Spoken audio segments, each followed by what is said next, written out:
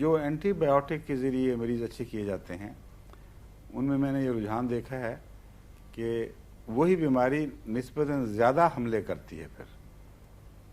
اور بار بار حملوں سے اینٹی بایوٹک دوا کو بھی بڑھانا پڑتا ہے، کیونکہ اینٹی بایوٹک کے مقابلے میں جراثیم ایک دفاع دکھاتے ہیں اور ان کے اندر ایوولوشن یعنی ارتقاء باقی زندگی کی قسموں کی نسبت بہت زیادہ تیز ہوتا ہے۔ جتنا ابتدائی ذرہ ہے اتنا ہی اس میں ارتقاء کی رفتار تیز ہوتی ہے، چنانچہ سب سے زیادہ تیز رفتار ارتقاء کی وائرس میں ہے، جو زندگی اور غیر زندگی کے درمیان کی ایک حالت ہے، جس کو جراثیم بھی نہیں، جرم بھی نہیں کہتے، جرثومہ نہیں کہتے،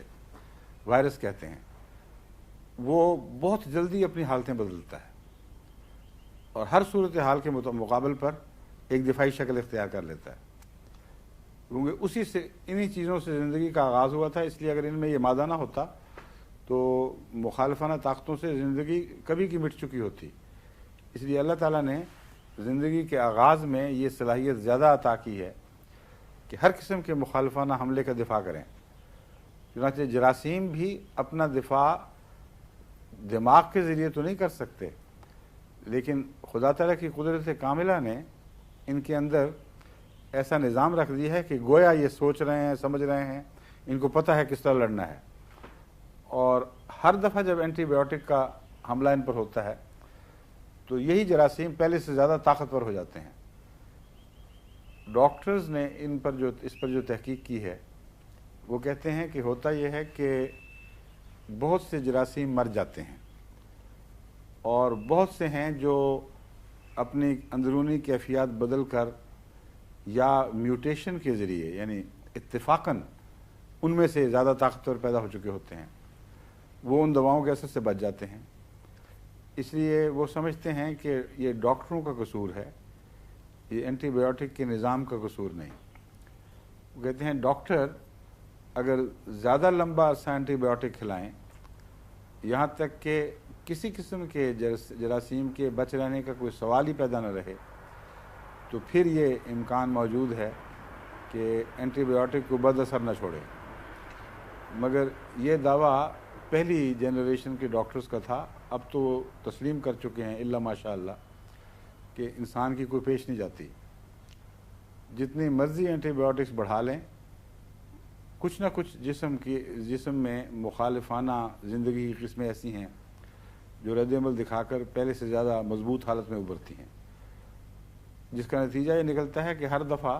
نئی اینٹی بایوٹکس ایجاد کرنی پڑتی ہیں۔ اور اب اینٹی بایوٹکس کی اتنی قسمیں ہو گئی ہیں کہ اب تو ڈاکٹر جو جدید ملکوں کے ہیں وہ مجبور ہیں کہ جب تک پہلے ٹیسٹ نہ کروا لیں اس وقت تک علاج شروع ہی نہیں کر سکتے۔ ایک عام مریض بھی ہسپتال میں داخل کریں، بخار چڑھ رہا ہے، وہ اس کو پانی ڈال کے ٹھنڈا کر دیں گے، بعض دفعہ کپڑے گیلے کر کے اس پہ پہنا دیں گے، یا بچے کے سارے کپڑے اتار کے اس سنڈے کمرے میں پھینک دیتے ہیں کہ ہم جب تک علاج شروع نہیں کریں گے جب تک ہمیں یہ پتہ نہ لگے کہ جو اندر زہریلا مادہ ہے وہ کس اینٹی بایوٹک سے قابو آ سکتا ہے۔ اور یہ بات جانتے ہیں مگر اتنا ان کو اتنی طاقت نہیں ہے کہ ہر قسم کے اس مادے کا تجزیہ کر سکیں، قطعیت سے کہہ سکیں کہ یہی ہے، اس کے سوا اور نہیں ہے۔ جو بھی غالب ہے، جو سب سے زیادہ ہے، اس کو پہچان لیتے ہیں، اس کے خلاف اینٹی بایوٹک دے دیتے ہیں، اور اس طرح پھر مرض تو قابو آ جاتا ہے، زندگی خطرات سے بچ جاتی ہے، لیکن مختلف مستقل خطرات پیچھے بھی چھوڑ جاتی ہے۔ ہومیوپیتھک میں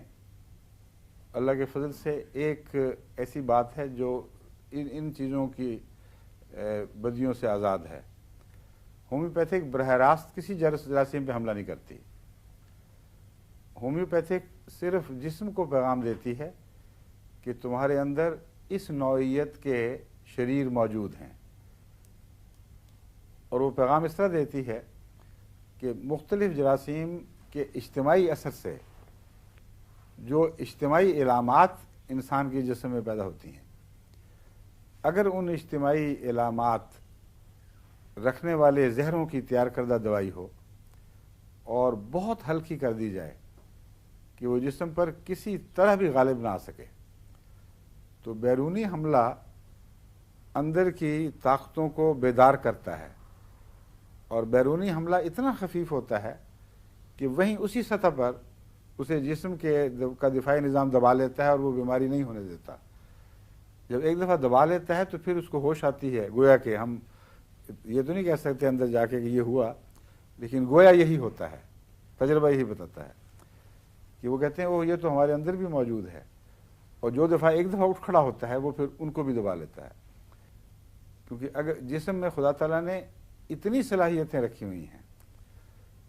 کہ یہ اگر 1000 سال بھی تحقیق کریں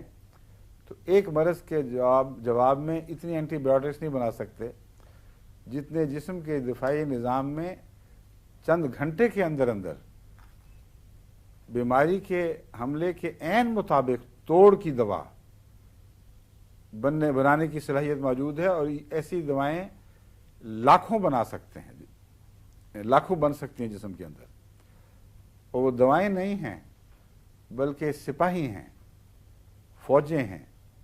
جسم کے اندر ہتھیار بند لشکر ہیں، اور ان لشکروں کو پیدا کرنے کے لیے اللہ تعالیٰ نے ایسے خلیے رکھے ہوئے ہیں جن کو جب پیغام ملتا ہے کہ تمہارے جسم کے اندر فلاں قسم کا شیطان داخل ہوا ہے، اس کی یہ صلاحیت ہے، اس کی یہ طاقت ہے، وہ جسم کے فلاں حصے میں موجود ہے، تو یہ پیغام باقاعدہ ان فیکٹریوں تک پہنچتا ہے جہاں یہ ان کے خلاف گولہ بارود تیار ہوتے ہیں، اور پیغام یہ ملتا ہے کہ فلاں قسم کا گولہ بارود چاہیے، اور وہ جب بنتا ہے تو اس کو کیری کرنے والے پھر فوجی وہ اسے لے کر چلتے ہیں اور عین وہاں نشانے پر پہنچتے ہیں جہاں مرض جگہ بنا رہی ہے، اور جب یہ صحیح حملہ جواب ہو، پیغام صحیح ملا ہو، تو کسی مرض کی کوئی طاقت نہیں ان کا مقابلہ کر سکے۔ اسی لیے تمام دنیا کے اطباء اور ڈاکٹر یہ تسلیم کرتے ہیں کہ جن بیماریوں کو ہم لا علاج کہتے ہیں، نامعلوم طریق پر کئی دفعہ اچانک ان کا علاج ہو جاتا ہے، ہمیں کچھ نہیں پتا کیا واقعہ ہوا ہے، اور یہ تسلیم کرتے ہیں کہ جسم میں صلاحیت موجود ہے۔ ہمارے اندر یہ صلاحیت نہیں ہے کہ ہم جسم کو صحیح پیغام دے سکیں، یا ہمارے اندر یہ صلاحیت نہیں کہ براہ راست ان بیماریوں کے جراثیم کو مار سکیں، لیکن جسم میں صلاحیت ضرور موجود ہے۔ ہومیوپیتھی کیونکہ اس صلاحیت سے استفادہ کرتی ہے، اس لیے جتنی دفعہ چاہیں جراثیم جتنے چاہیں بھیس بدل لیں، ان کا مقابلہ ہومیوپیتھک دوا سے نہیں ہوتا بلکہ خدا کے قائم کردہ دفاعی نظام سے ہے،